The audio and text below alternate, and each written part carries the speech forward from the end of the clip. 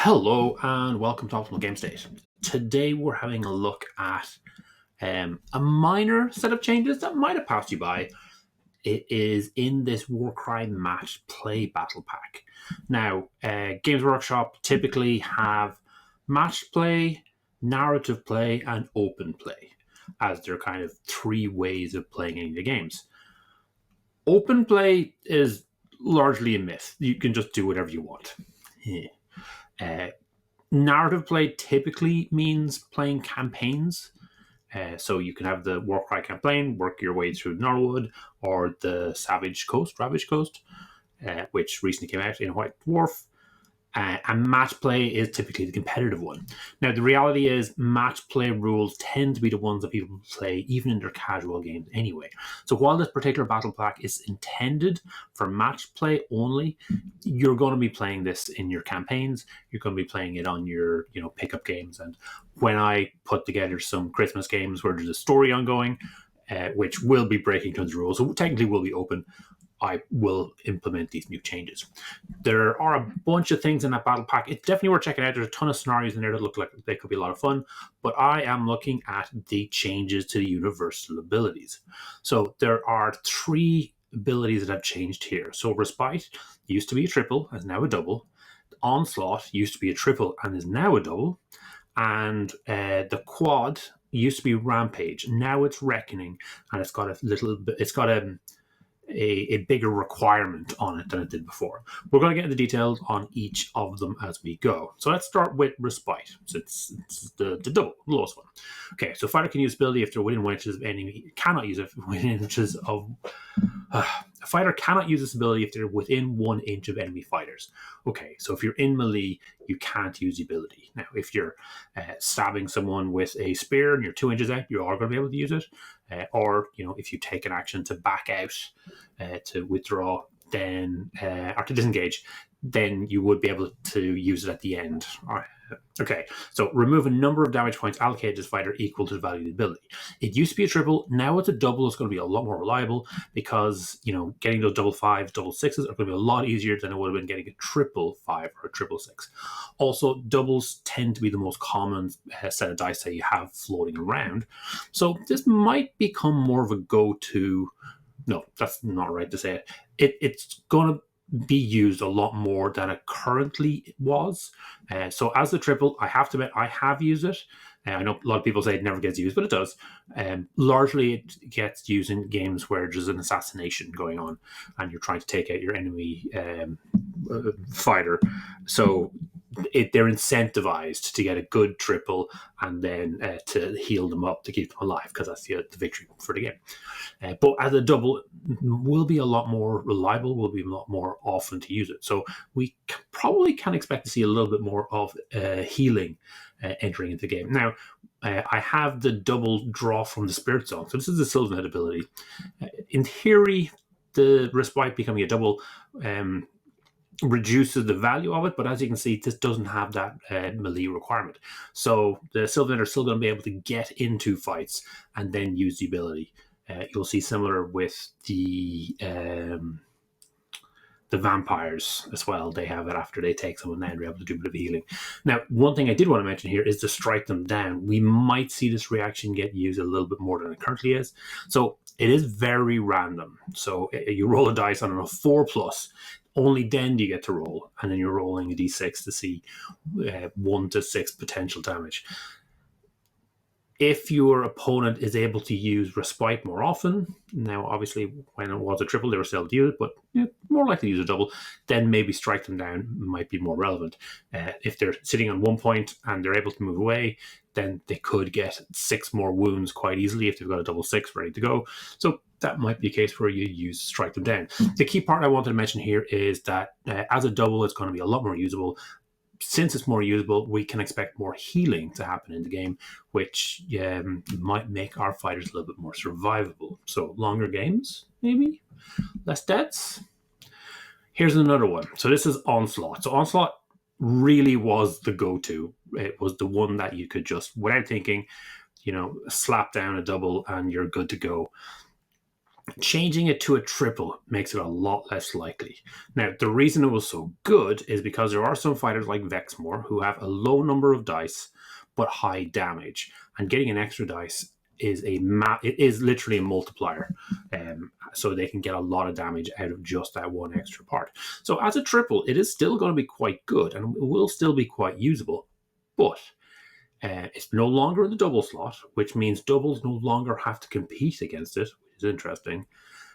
And yeah, even as a triple, I think it is going to be something that you still do. So it might actually make the kind of triple slot a little bit more competitive. Still a very good ability, but what we will see is you normally get one triple a turn. You normally get 2 or 3 doubles every turn. So we're going to see a lot less. We're going to maybe not a lot less, but we are going to see less damage on the table each turn because you're going to be using onslaught less. If that makes sense. Okay. As an aside, we did also see a change in the blessings. So again, this is match play. Blessings are specifically for match play. I actually wouldn't recommend using them for narrative play, despite the fact that I'm saying everything else, like the changes to the universal abilities, I would. But yeah, we don't use these. But you can see that they've upped the points for low wounds and they've upped points for some of the damage ones, including getting an extra attack. So that's kind of chaining in there. Getting that extra attack has been shown, and Vexmore has shown it well, to be very, very valuable in the right circumstances. The last change is with this new quad. So Rampage before, you had lots of different changes over the years with Warcry, and every time I reviewed a warband, I would always say, is this quad better than Rampage? And a lot of the quads out there are actually similar to the old version of this, or similar to Rampage, because they were competing against them.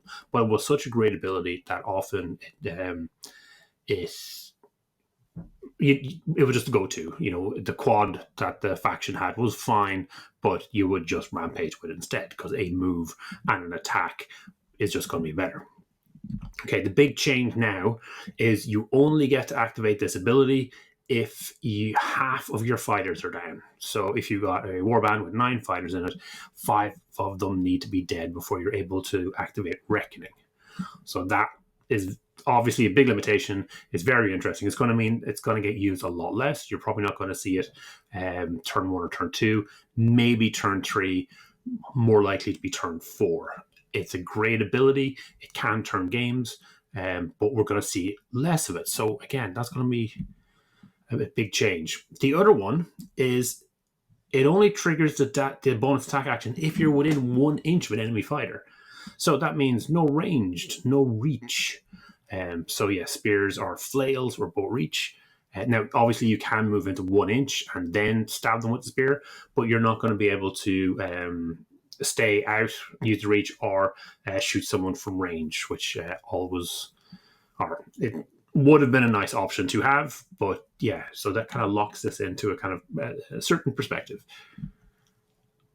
So this is where I'm coming from. I think this is a bit of a catch-up mechanic, because you're kind of, if half your warband are dead, you're in a situation where you're not doing so well. Now, both warbands could be in the same situation, and the person who's actually winning may be able to activate Reckoning, where so it's not necessarily going to be a catch-up mechanic, but I do feel like it's a catch-up mechanic. I feel like if you've lost half your fighters, then you probably need a bit of help. Now, it is interesting in that we've got the Tyrant here. If you've taken a Tyrant and a bunch of nobblers, like tiny little guys, it's highly likely you're going to lose a bunch of them, and then all of a sudden you get Reckoning and you get to activate your Tyrant with these quads. Is it something that maybe you will not kill those extra nobblers? You'll leave them running around? It's a choice. It's an option. So when you're playing, you do want to keep a track of what your opponent's total dead of warband is, just to see if they can activate Reckoning or not, because you may have situations where not letting them activate Reckoning would be good. This is also going to be a damage reduction. Again, you don't get a lot of quads in games. You maybe get 1 or 2 on a typical 4-turn game, but this is going to reduce them. Often, if you're having a really good game, you're not going to lose a large number of fighters. You're never going to be able to activate it. So that's less damage you get on the table. Okay, so in summary, Respite, going to a double, is going to mean more healing, more survivability. Onslaught going to a triple is going to reduce the number of times it's being used, so we're going to see less damage there. And Reckoning getting that extra criteria is going to mean we're going to see less damage on the table. But we are going to have a little bit of a catch-up mechanic here. So if you are losing a lot of fighters, then all of a sudden Reckoning opens up and you are able to use the ability where you weren't before. And it is quite powerful. Getting that quad always was great.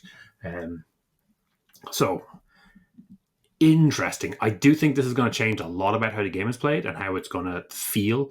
So I haven't obviously had a chance to sit down and play this yet, but I am really looking forward to it. And I think will it be good? Will it be bad? I mean, we're going to see more choice, I think, because they've made the decisions a little bit harder. Onslaught as a double was always an easy choice. And, if you ever got a quad, you always just went for Rampage. Now, we've got a few more limitations. The triple requires that half your warband. So it means a lot of the abilities that are out there that wouldn't have been played before are going to seem a lot more attractive. And yeah, we might see more or less damage on the table. Anyway, yes, I'm excited for this. I just wanted to mention it just in case it's something that you'd missed.